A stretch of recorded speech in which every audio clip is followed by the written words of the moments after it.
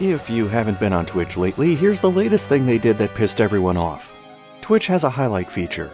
Broadcasts get deleted after a certain amount of time, but if a person highlights part or all of it, it gets saved quote-unquote forever. That's not me being hyperbolic, Twitch actually used that terminology before this upcoming change. The same goes for videos uploaded and broadcasted over Twitch. Until this past Wednesday at least. Partners, affiliates et al. Learned at the same time that in 1 month, everyone will have a 100-hour limit for highlights and uploads on their channels. If a channel has more than 100 hours of highlights beyond that point, Twitch will automatically delete videos until it hits that threshold. They're doing this in order of view count, which... Why? Why that metric? My most viewed stuff is the older stuff, which doesn't reflect what I do now. The reasons for this have been...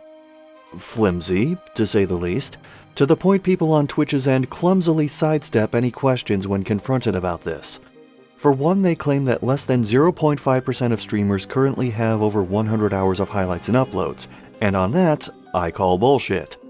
Aside from everyone I know who streams semi-regularly on Twitch having well over 100 hours and often thousands of hours of highlights on Twitch, I know a few people who haven't streamed on Twitch in years, and they're also well over the 100-hour cutoff for highlights and uploads.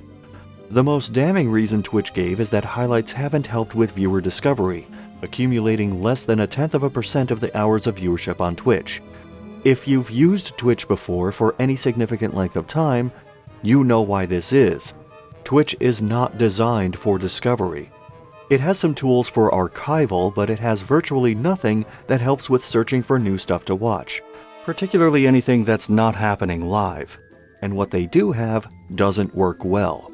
They tout the viewer engagement of clips, but clips are even more poorly organized, only being sorted by 4 time blocks, one of which is all, and only being sorted by view count.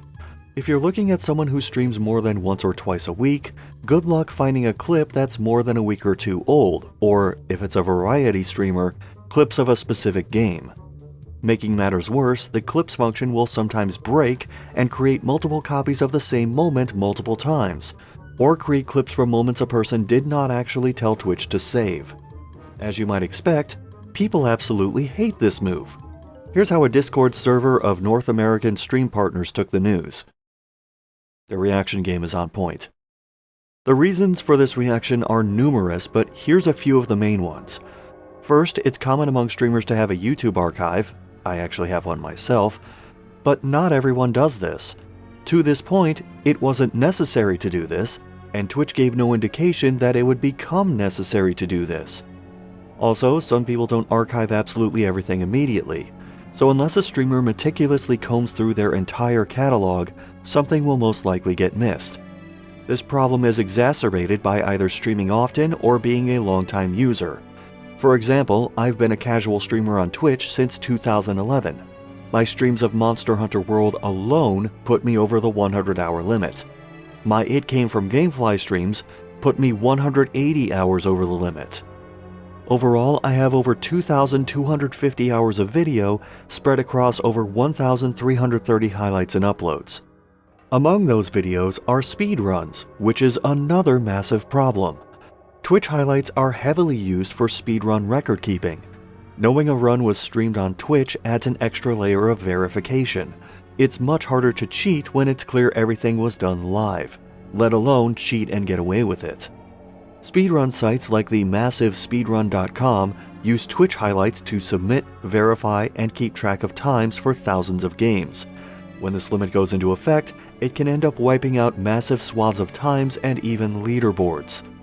And then there's the uncomfortable question of what happens to the highlights for streamers who have died but still have their channels up. They can't do anything to get around this, and wiping videos from their pages seems akin to taking an obituary and deleting everything after the first 30 words. Above all this is the matter that for the majority of people, saving all their highlights and uploads in the span of only 1 month is simply not possible. To pull this off, a streamer needs to have not just a high-speed connection, but a consistent high-speed connection, as well as the time to figure out what they need to download from Twitch, the utility to download them, and most importantly, they can't have too many videos to the point it's mathematically impossible to save what they want or need to. I've already seen a couple bigger channels say they flat out cannot preserve everything in time. And by the way, if you're already over the limit, you cannot highlight any recent streams. So if you're not a partner, you effectively have less than 2 weeks to sort this shit out or risk losing your recent broadcasts. Twitch has download buttons for VODs and highlights, but each download requires Twitch to prepare the download, which could take seconds or several minutes, depending on the video's length, at which point it spits out a video file that's a jumble of letters and numbers.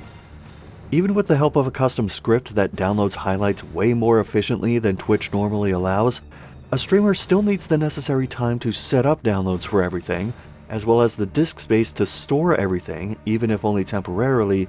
And oh right, there's the matter of the overwhelming majority of streamers not doing this full time, having other jobs, and therefore not having that much time to dedicate to backing up all their stuff. And there are still two massive problems. One, if part of a stream got muted for copyright, there's a chance the downloaded highlight will also be muted. This has happened to me before, and it's one of the reasons I locally record everything I stream now. Two, over the years, Twitch has made several changes to its site, some of which caused old highlights to break entirely. They're just silent black screens now. I have several older highlights which I know what they're supposed to be, but the video can't be salvaged, no matter how I convert it or mess with the codecs. Say it forever, eh? As for what I'm doing, I'm trying to save whatever I can, but also hoping the backlash gets so bad that Twitch needs to at least extend the deadline, if not reconsider what they're doing entirely. Though I don't think that will happen given Twitch's fetish for self-destructive moves. There is YouTube streaming as an alternative, which I've done for private Patreon editing streams. It's fine for that purpose, but I'll be honest, I would never use YouTube streaming for anything beyond that. I don't like the setup for it, I don't like the way it handles chatting, particularly for public broadcasts. It's just not a viable option for me. Then there's Kick, which, fucking hell, do not get me started on that sideshow. So, yeah, I'm not really sure how to end this video/update. Let's just say that if you see a bunch of time capsule videos going up on my streaming archive channel, this is why.